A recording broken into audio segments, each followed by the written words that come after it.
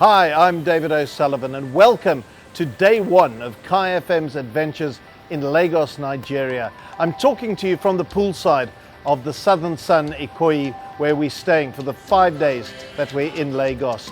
We've had a very busy first day.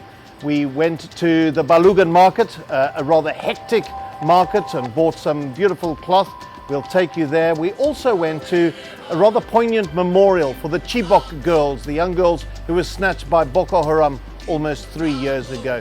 Those are just two of the things that we were up to on day one of our adventures in Lagos. First then, let's take you to that incredible, fun, busy market of Balogun.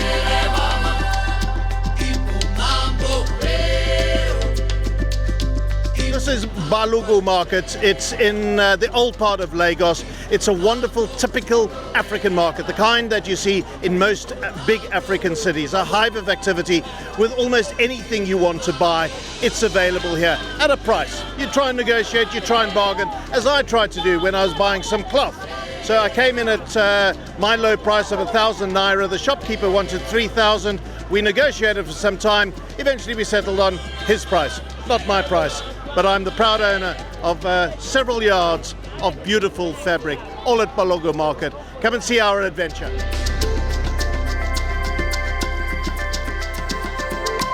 Standing in one of the most bustling of markets, this is really old Lagos, and it's a hive of activity with all sorts of things that are on sale. Behind us you can obviously see all the cloth that is for sale here.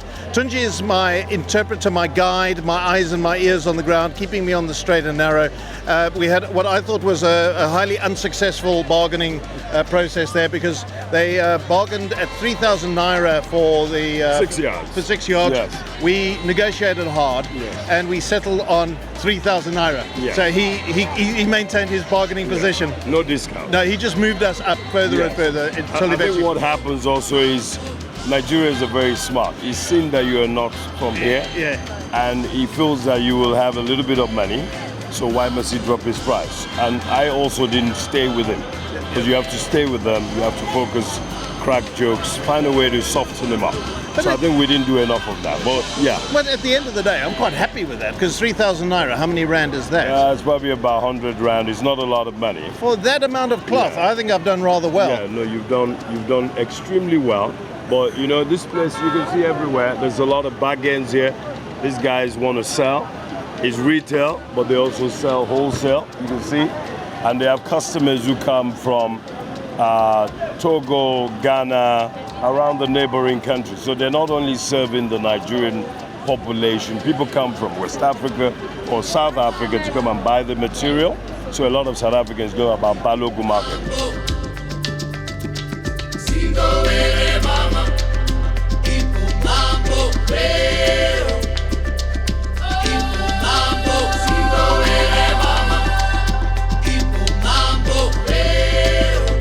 We're standing underneath the Falomo Bridge in Lagos, and it leads from Ikoyi to Victoria Island.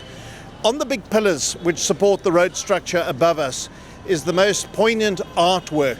What we've got is images of young girls, and these are very well-known young girls. Their images went around the world. They're the Chibok girls, the girls who were snatched from their school back in 2014 by Boko Haram. 276 of them were snatched, and only a group of over 100 have been returned. And this is a memorial to those young girls. Tunji is with me here to tell me a little bit more about it. It's an amazing memorial to these young girls. Quite a poignant place in the most incongruous of settings, the busy traffic of Lagos, but obviously something that is very personal, very important to the people of Lagos. Absolutely. Look, you will recall that Boko Haram has been terrorizing Nigerians since 2009. More than 20,000 Nigerians have been murdered by Boko Haram.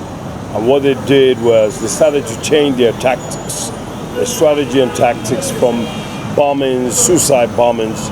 They decided they would go and start kidnapping young women. And those women were also, some of them were used as suicide bombers. And the worst one, of course, they had kidnapped girls before, and women, and men, and boys. But on April 14, 2014, which was a Monday night, what they did was they bombed the lorry park Inyanya in Abuja. It's a low-cost district in Abuja. They bombed it in the morning and killed about 85 Nigerians. And then at night, so they did a distraction, and at night they went to Chibok, where more than 200 girls were writing their physics exam.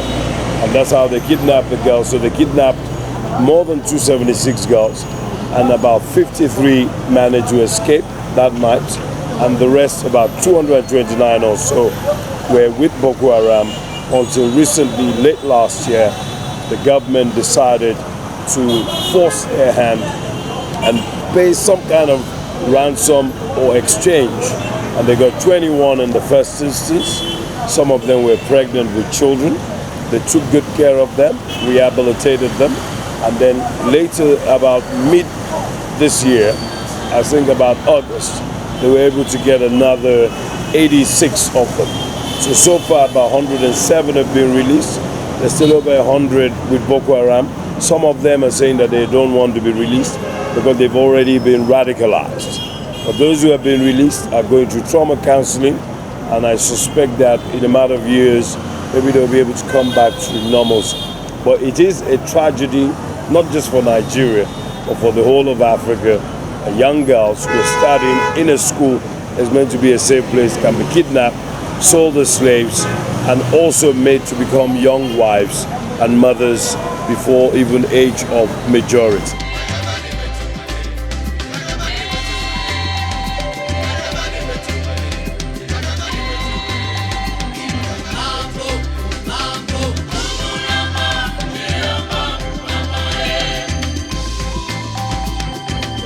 An adventurous first day for the KFM team here in Lagos. Only day one, and we've achieved so much. We've done radio shows, we've been to the bustling market, we've been to the memorial for the Chibok girls, and now we're having a sunset cruise on the Atlantic Ocean. I'm also told that outside of Ireland, Nigeria makes the best Guinness going. So that's one more thing I'm going to do today. As the wake of the boat going past us hits us, it's about time I cracked my Guinness and said goodbye. I'm David O'Sullivan. Thanks for watching. Bye-bye.